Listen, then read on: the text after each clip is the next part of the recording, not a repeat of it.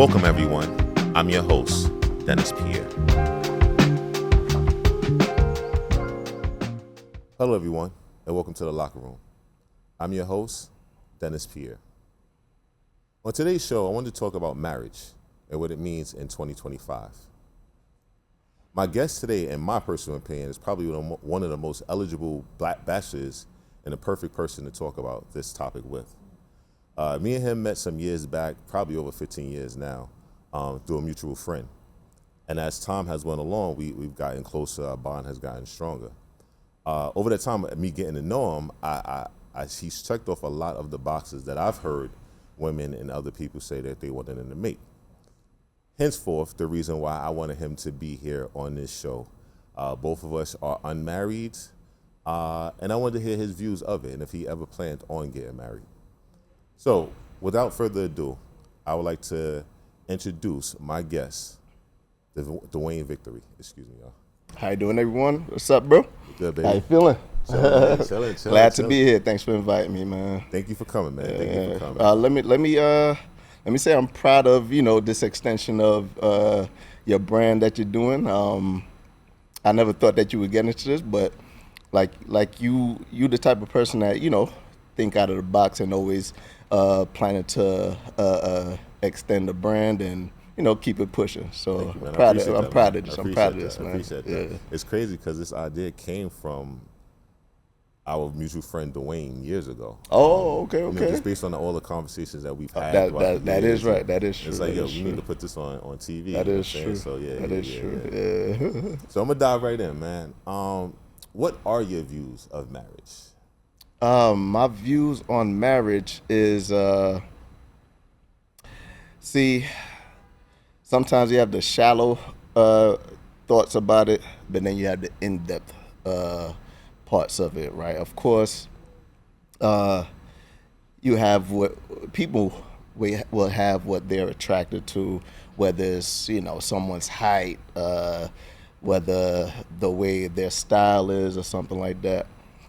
So that's the attraction part, but then what people have to understand is that you have to start thinking deeper and in depth when you start thinking about getting into a relationship with them and then a marriage, right? Because people get into marriage and they think of all the glitter and gold about it, but then you have to think of what if a tragedy happens, what if times of adversity happens, sickness can come, and then often. because you can't just think about the health. It says through sickness and health. So now when someone gets sick, if someone gets paralyzed, sometimes an accident may happen. Are you willing to be there during those times? And that's what we need to get into when we think about marriage. Yeah, my definition is like a lot more simplified. It's basically a union, between two people coming together, become one, So if we take it back, when marriage was first started, it was really about, again, protection of families. Your family had a farm, I had animals. I needed to have my animals graze on your farm, vice versa, or just protection, so our families wouldn't go to war.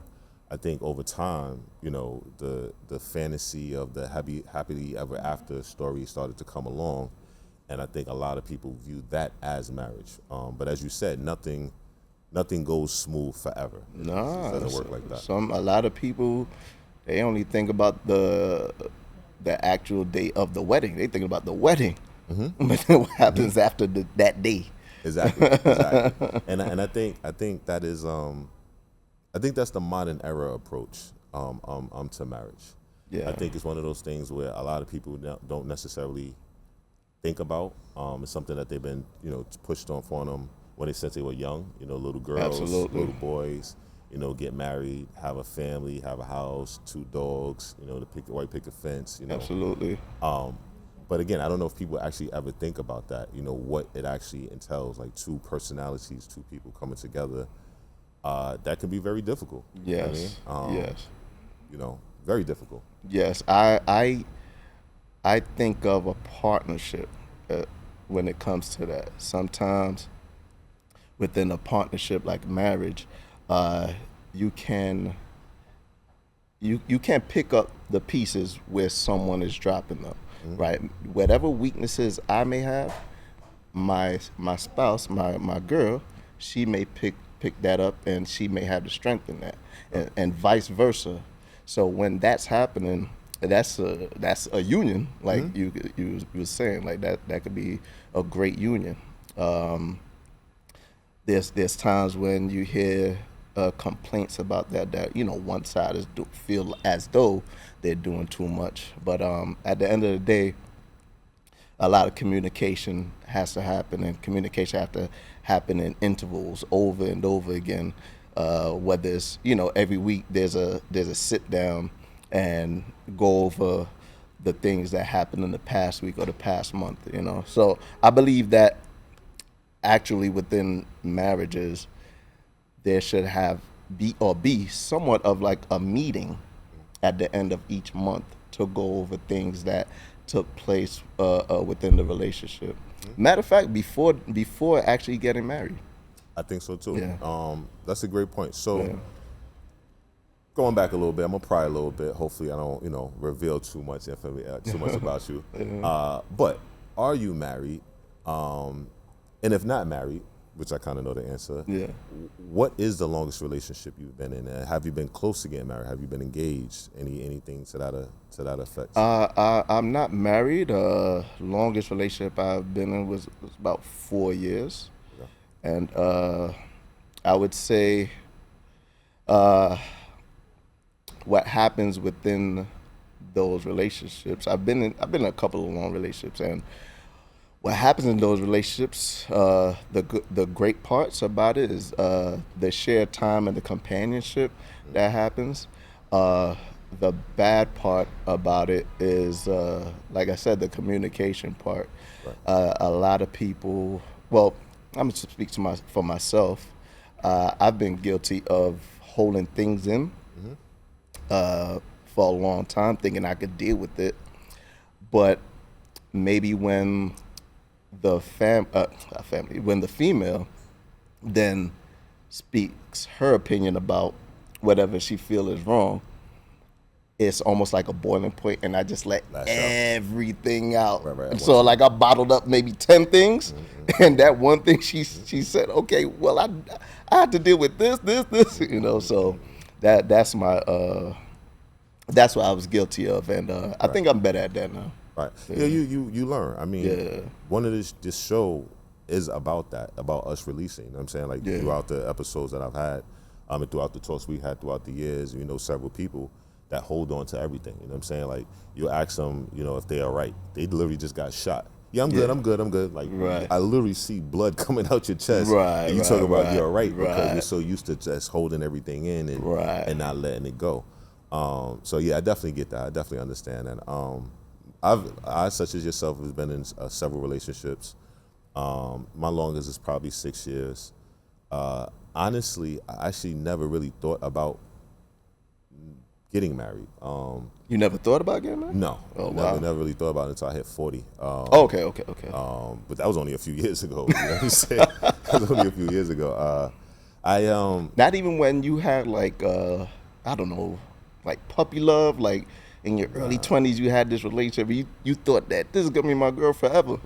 No. I mean, it's a couple of reasons. One, I never really seen it like that. There wasn't too many people that got married. And then vice versa with the girls that I was dating at the time. They weren't necessarily pushing marriage. It wasn't you need to marry me by a certain time. It was just like, we rocking. As long as you don't violate the relationship. However, there was probably only one. I'm not gonna lie. I'll say 1.5. Women that I would have married as I got older. But at the time in dealing with them, I just wasn't mature enough, to even understand that concept.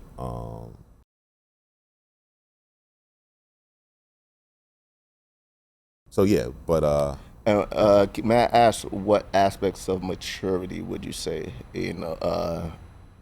Personally. Financially, like what do you feel? So at that time, I had just started coming into my own when it comes to money. Yes.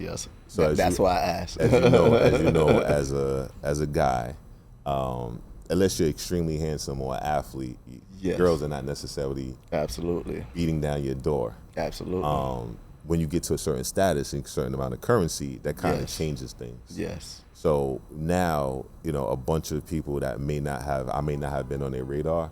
Now you're I'm on their on their radar. radar. Right. And I, my immaturity, I wasn't necessarily used to that type of Yes. attention. That happens. So I took too much attention from certain people when I probably shouldn't have. Yep. So that that was the issue. We're all guilty of that as men. Yeah, Well, you gotta live and a learn. lot of us are guilty. I would say I we wouldn't even all. say it's a man thing. I think it's a human. I think it's a human Yeah, thing. You know what I'm yeah, saying? Like yeah. I don't think nobody comes out the womb just understanding all these different things. You live life and you learn. You know what I'm saying, as you go along. Yeah. And that's one of the lessons I learned. Absolutely. You know what I mean? But I was young, so it gave me time to bounce back. It wasn't like I got it at 70. Right. You know what I'm saying? So I picked it up. I picked it up. What do you think marriage means nowadays in today's era? Man. So so in my upbringing, I'm from a 2-parent household, and they were married. And I had to mention that they were married because not all 2-parent households. This is true. That don't mean they necessarily married. This is true. They got that common law. Right, Yeah, right. yeah, I got you. So they were married, and what happened is I actually saw a model of what a marriage is about. Unfortunately, since the time they got married, which was in like the early 80s, late 90s, a lot of divorces has happened in the 80s, 90s. So the households that has had been headed by married couples has continued to dwindle down. Luckily, my parents held it together. So, right, thank you. So I saw that model. So people our age, they saw their homes breaking up. So now we're adults. So the population hasn't really seen that many household married couples actually stick together. Right. So a lot of us now, we have an idea of what we think a successful marriage may be. Mm. But if so many of us hasn't been able to see it tangibly within their household, how are we to say? Right. Now, my opinion would be like my parents, they both worked, they both had a steady income. Eventually they were able to buy a house. But before they were able to buy a house, I saw the way they worked together. We weren't exactly the poorest, but then we weren't well off. I was able to go on vacations. I was able to, join programs. And luckily back then, there were a lot of programs that was funded by the government that I was able to be a part of. But at the same time, there were also programs that my parents had to put me in to be able to participate in these programs, whether it's athletics or just things that'll make me excel in academically, right? So there were times when my mother may have it, but my dad can't, so I have to go to my mom. Mm-hmm. There are times when my mom wouldn't have it, but my dad would. And I actually have friends that we had deep conversation. They told me, "Yo, bro, I didn't have that option." I didn't have that option. Yeah, right. If my mother didn't have it, that was it. There was no one else to turn to. So I think in terms of marriage and a successful marriage, I believe that I saw somewhat of what I would want mine to be through my own household coming up. That's what's up, man. That's a blessing too. Yeah. Like you said, a lot of us didn't see that. You know what I mean? I've talked about that with so many people. I would say out of every 20 guys that I talked to, and women, I won't even put it on just guys. you might have 3 to 5 of them that had both of their parents in the household, or even knew both of their parents. Forget even being in the household. Tell me about it. Even knew both of the parents. Yeah, So yeah. that's great that you saw that example. Yeah. Unfortunately for me, my in the modern era when I'm seeing it, because probably one reason is the function of the household, I'm not seeing that description that you just described. But I kind of feel like now today marriage is like, it's kind of more of a come up than anything.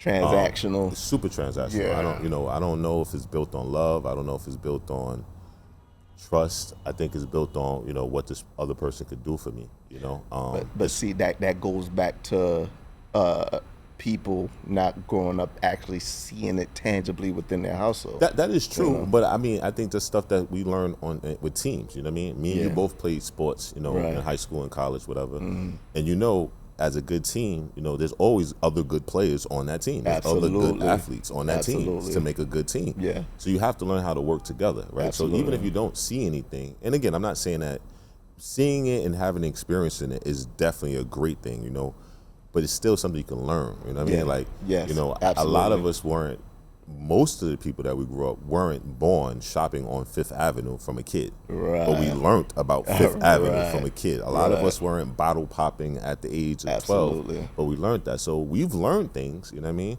And I think the relationship part of marriage, we've learned it to be mostly transactional. Yes. More than anything. Yes. So with that being said, I wouldn't say different opinions, but do you see any benefits to marriage versus a long-term relationship? Because again, both of us have been in long-term relationships. Yeah. Do you see a long-term relationship being something that's more desirable, or is like marriage still a goal? Amongst society now, Let's talk about you. me personally, society. yes, it is desirable. I can't lie, it is desirable, but it's almost like the line in Godfather. It got to be what they say. I never saw the guy. Oh, you never saw it. Never saw it. It got to be something that I can't refuse. Okay. Right. So there's a line, making an offer you can't refuse. It got to be something that I can't. Now I'm gonna do the pop the balloon. My version of pop the balloon. Yeah. Speaking of balloons with Oh hats. yes. What is undeniable? What does that look like? What describes how she, not what she looks like, but who she is. Who she is? Yeah. One, she's caring. She has to be what's the word? Compassionate. Right. The type of person who's selfless. Because it's about characteristics, like we're attracted to beauty, but when it comes to characteristics, we marry characteristics. Characteristics is what's gonna keep you, So I'm gonna interject real quick. I don't know if you prove my point. Yeah.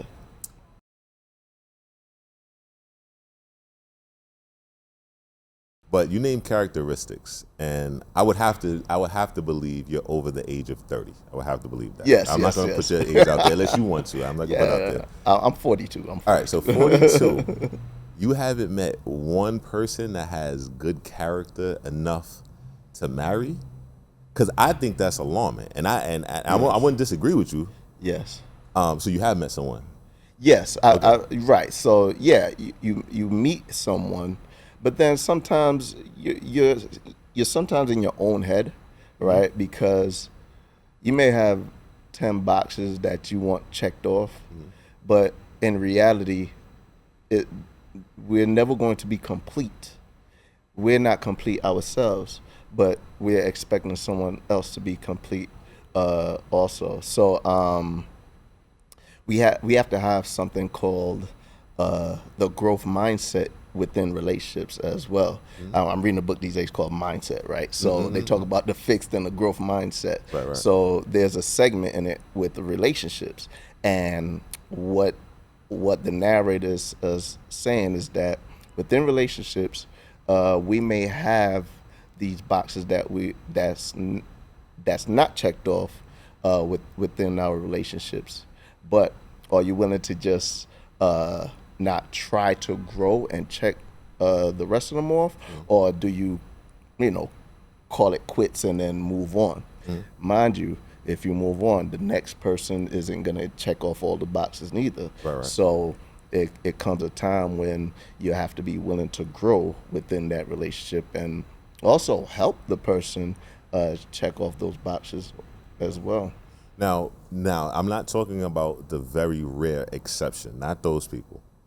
But with technology, dating apps, social media, do you think that's even possible, right? Because nowadays, if somebody just slightly gets on your nerves, you don't like their cologne, you don't like their perfume, you don't like the way they sneezed, you have 52 options now. So when we came up, you know, we had to go out to the lounge, to the club, downtown. You know, you had to go to areas, you know, the village to actually meet people. You actually had to have the courage to walk up to somebody and talk to them and the whole nine.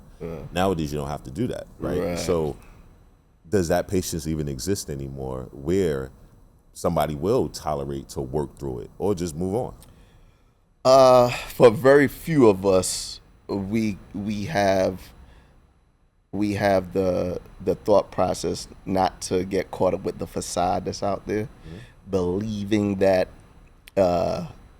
everything else is accessible, and whoever you have now is expendable. Like you may want to think twice before doing that. Like you can't have this impulsive behavior to where you see something online or social media and all of a sudden, oh, let me try to go. It's not accessible as you think, and plus then you might not want to have to go through the whole get to know you process all over again. Right. You know, so we got to get out of this facade of what we see on social media. You have a lot more faith than I do, and I appreciate that. I definitely appreciate that. I think the number of people that you're talking about is very minimal. Very slim, yeah. I think it's less than probably 10% of the people out there. Yeah. One of the things you just mentioned that you were reading a book. Yeah. I know a lot of people that don't read. They don't take the time to educate themselves to grow, whatever it is, mentally, physically, spiritually, whatever the case may be. They occupy themselves with a lot of distractions, whether it's TV, social media, so forth and so on. I personally feel like because of technology, because of all these things, marriage is becoming pushed further and further back. And like we mentioned earlier, more transactional, right? Because again, even, you know, I'm guilty of it. I don't want to push it on other people. I'm guilty of it. You know, me being single for so long and having my own stuff established, like I noticed that, you know, if somebody just slightly gets on my nerves, it's like, you know, I'm over it, right? Versus maybe staying around. But another thing for me personally, I never really felt that too many women actually cared about me. I felt like they cared about what I can do for them, but not necessarily about me, right? So it's like, you know, they know I have a business, they know what my business is, but they may not know how I make my money. They may not promote it. They may not do certain things that made me feel like I care. You know, I was talking to one of my good friends not too long ago, just the other day, as a matter of fact, and he was telling me how he was talking to a girl that he was dating. And she was like, her literal words was like, this is not my job to kind of cater to you with this. You know, if I was your wife, maybe. And he was like, okay. And in his mind, he literally told me, he was like, well, you will never get to be my wife, because if I can't even talk to you about what's going on, then why would I want to? And women need to be easy with that rhetoric. When I become a wife, that's when because like it goes back to characteristics. If your characteristics isn't just innate like this to begin with, why when we get married I'm supposed to think that's just going to turn on like a light switch? Right. Because I'm pretty sure within the relationship, I would like to believe a man isn't saying to himself, I'm gonna wait till we get married, then I'm gonna be this kind of man to her. No, he's being the man that he is to her, so it would want her to then be married to him. Right. You know, he's not. I don't think a man is holding back a couple of things in his back pocket. I'm gonna wait till we get married, then I'm gonna. You know, I don't think that. And that's why I think technology plays such a significant role, because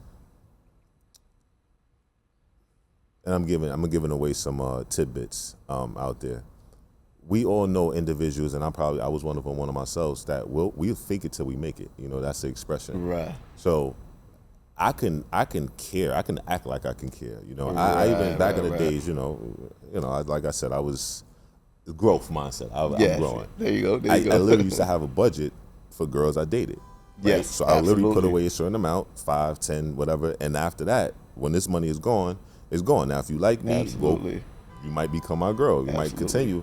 But if not, then I kind of just move on, because the way I felt was, again, you're around because of what I can do for you and how I made you feel, versus the flip side and us making each other feel good. That was key what you just said. You hear that, ladies? A man actually put a schedule and a mindset together to start budgeting so he could take y'all out on dates. That's a serious thing that men go through. All the time. All the time. It's a lot of money, especially being in New York City. That's a lot of money. So that's what it is for me. I think it's challenging. I hope to God it's doable, especially in our community, because we need it. I think that's one of the ways that we can get ourselves out of financial strife, coming together as a family. I will give my sisters props. I don't want to sound like I'm bashing them. You know, our sisters have been doing their thing when it comes to careers and coming to the workforce. Right. But I do feel like there is, maybe because of them being in the workforce and becoming a breadwinners in the household, I do feel like it's gotten to the point where the things that are asked, the things that are wanted out of a relationship from the male's perspective aren't being met, aren't being fulfilled. Well, unfortunately, women beginning to get in the workforce and do their thing in the workforce environment has hindered marriages and first time marriages, because they got to put that out there, because people are married 2-3 times. So statistics say first time marriages for women are later in life now at 28. For men is 30. And why? Because now, is that white men or black men? That's a big well, difference. from what I read, it's just general. Yeah, so general. you probably go for us. You probably got to add 5 to 10 years. 5 to 10 years, right? Easily. Right. Easily. So so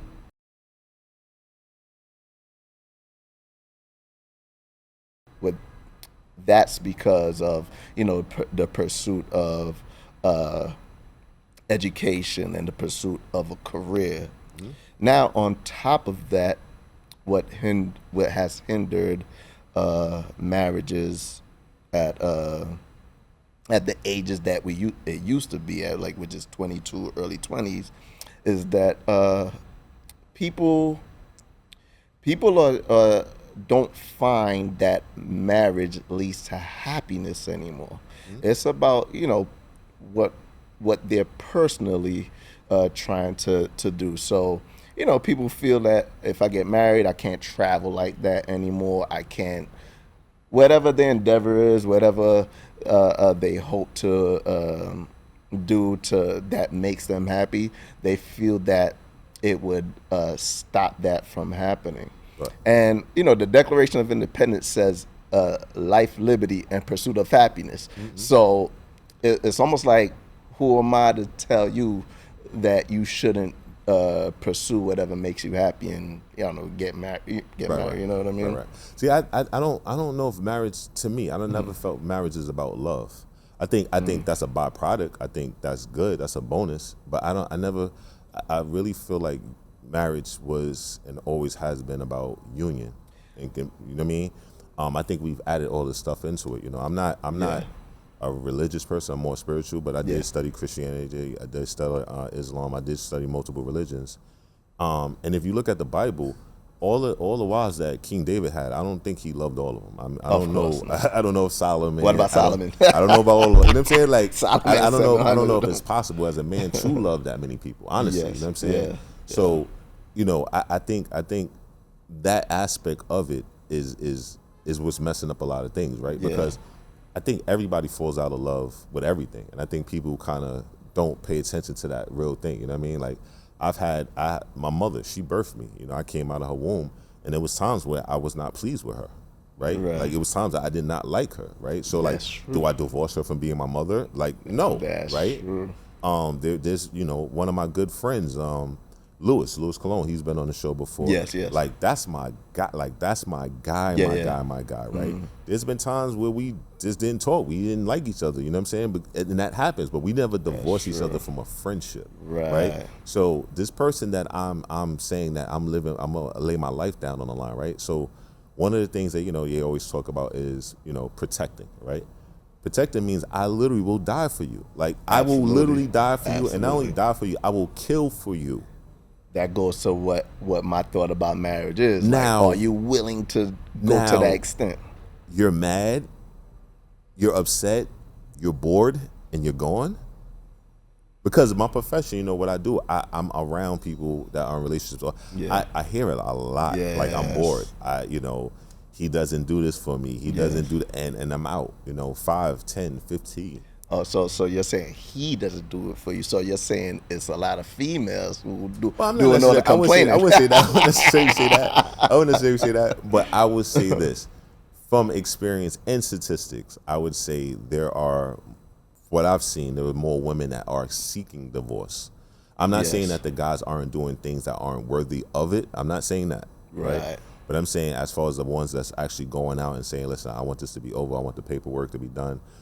I've mostly saw it with women, me personally. And so that can also happen based off of the fact that the government is involved with marriage now. Mm-hmm. So, women could now divorce even if it's their fault. There's like there's no fault clause within divorces from what I saw in terms of they could file for divorce, and even if it's their fault, they can still get alimony and all of this. So it's like divorce is, if you go by the government, divorce is actually incentivized. Yeah, absolutely. For the woman. Absolutely. I think I forgot the year, but the number one statistic, the number one reason for millionaires going broke is divorce. Yes. In the United States. Right. So, you make a lot of money, you become this person, and then things don't work out, and you are back to square zero. So, and also there's commitment issues with us as well. So it goes back to characteristics, and you have to be wary with the type of person that you're trying to marry, because before marriage, you get to know someone, and you're listening to their story throughout their life. Oh, they decided to do this, but they stopped. Decided to do that, but they stopped. So eventually you start to realize that this person don't commit to anything in life. Mm-hmm. They always find an excuse to stop and quit. So now you have to think about the characteristics of that person.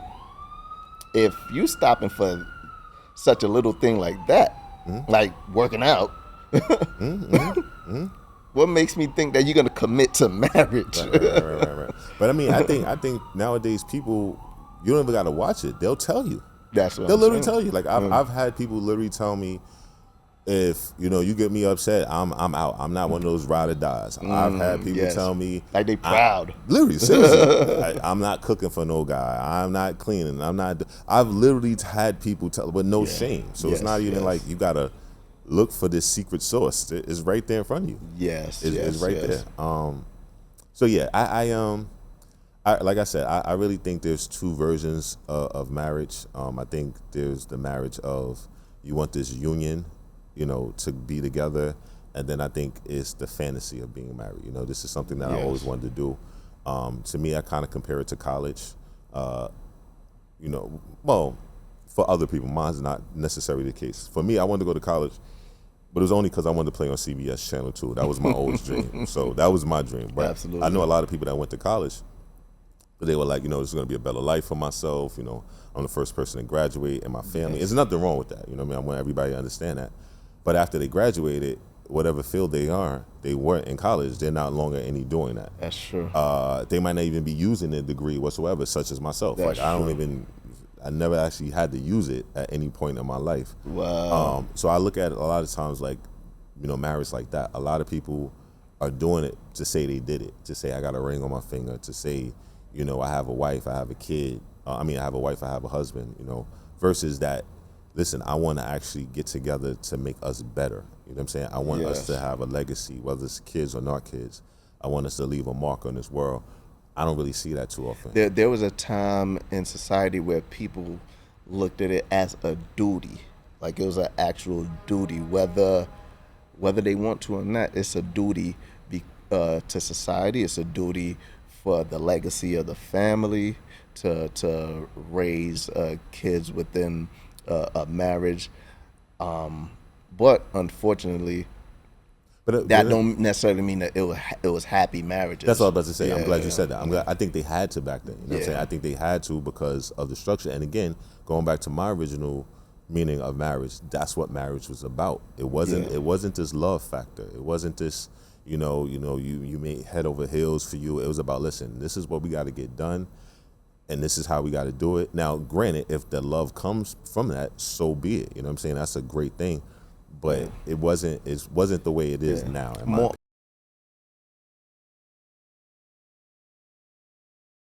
More and more of us are not conforming to that idea anymore. Because, like I said, I grew up with a 2-parent household. So there has been a lot of people that grew up in a 2-parent household, but they saw a lot of unhappiness within that as well. Some people's papa was a Rolling Stone. Yep. But, I know mine was. Yeah. But they saw that, their mother just dealt with it. Women today aren't dealing with nobody being no Rolling Stone. They, especially because of what we said. It's incentivized not to divorce. So any little thing, boom. They ready to divorce. So it's like people aren't conform to that duty ideology anymore. Right. And again, if you agree to somebody to be in a committed relationship, meaning that they're not stepping out, I do understand the frustrations with that. I totally do.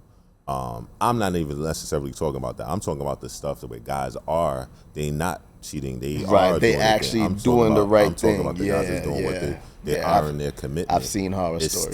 It's still not good enough in a lot of cases. You know what I'm saying, from what I see. Yes. With that being said, and I know we got to close out soon. Okay. And I think I asked you, but I'm gonna re-ask you on it. Then I'm gonna tell you my stance on it. All right. With this discussion, do you feel like you will get married? Do you want to get married? When do you see it in your future? I feel that I want to get married. When do I see it? I can see it happening. I'm not 42. I can see it happening by. If I'm 45 and not married, I'm like, whoa, you know what I mean? Be careful, brother. Yeah. Be careful, brother. I'm 46. Be careful, brother. Be careful. Careful. But yeah. So, not far from now. Not far from now. So it's. I feel that I want that. I want that. I'm not gonna lie. I want that. I want someone to grow with. I want someone to raise kids with. I want someone to travel with. So wanting and having is two different things. We all want that. Yeah. We all want that. I don't think no brother doesn't want that. Yes. Okay. But it's about, is there out there for you to have, attain? Yes. Why? Because one, I'm willing to make sacrifices. Okay. If a sacrifice makes sense, I'm willing to make sacrifices. That's one thing that I can say. Now, I have to see that with my partner now. Within a relationship, one person willing to make sacrifice, but the other one isn't. In life, if you want to achieve something with anything, with whichever goal or endeavor that you have to be willing to do things that you have never felt like doing before. If you're with someone and you see that they have a tendency of only sticking to whatever they feel like doing, that's a problem, because I'm the type that if it makes sense, I'll make sacrifices and come out of my bubble to do things that I don't feel like doing if it means success of a marriage.